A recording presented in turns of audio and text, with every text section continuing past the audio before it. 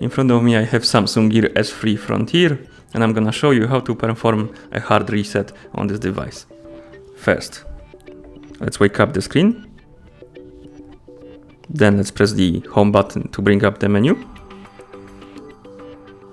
Now let's find and tap on settings right here.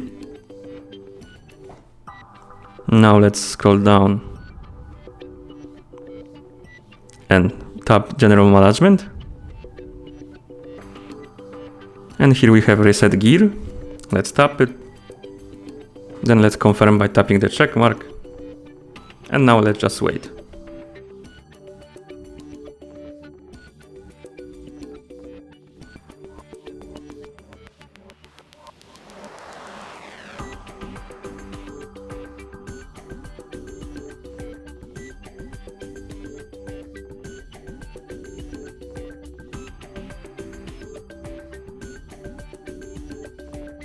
And now the reset is complete, and we can pair our watch with another device. And that should be all. If you found this video helpful, remember to subscribe to our channel and leave the like on the video.